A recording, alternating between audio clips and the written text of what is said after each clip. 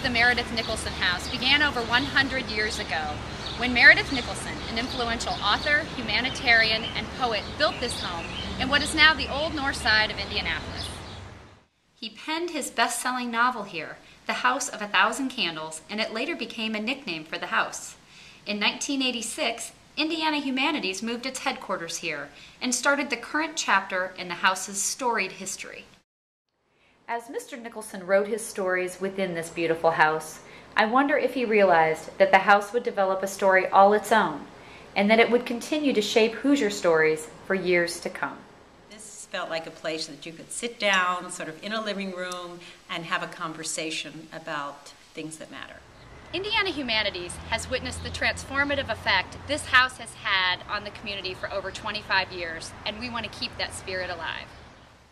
Inspired by this house, Indiana Humanities has created a new hotspot for creative ideas, lively conversation, instructive programs, and community meetings that encourage Hoosiers to think, read, and talk.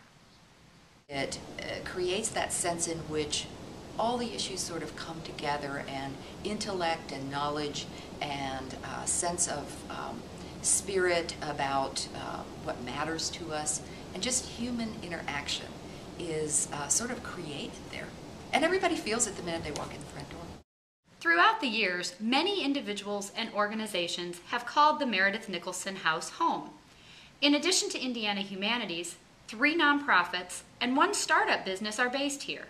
Together, we serve 10,000 Hoosiers annually. We look forward to increasing that number as we continue our mission to create a stronger, more innovative Indiana from within the Meredith Nicholson House.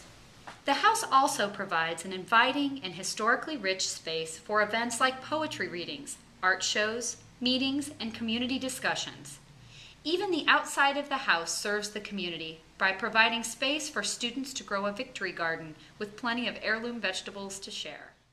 It's all about connecting people, and it's all about the enriching and open dialogue that we have to convene people together to handle those issues that are most pressing to our state right now. The Meredith Nicholson House is such an asset to the community, and we look forward to using it as a welcoming space for many years to come. However, no structure can serve so diligently without showing some wear and tear.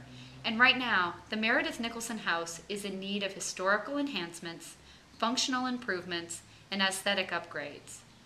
These renovations will help keep the space active and full of ideas and conversations.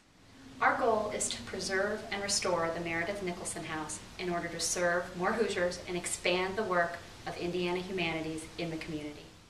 There are 3 goals that supporters and community leaders can help us achieve through the renovation of the house. The first is to preserve the historical significance of the house through repairs such as fixing foundation structures. This will allow the house to serve all individuals while still maintaining its landmark status.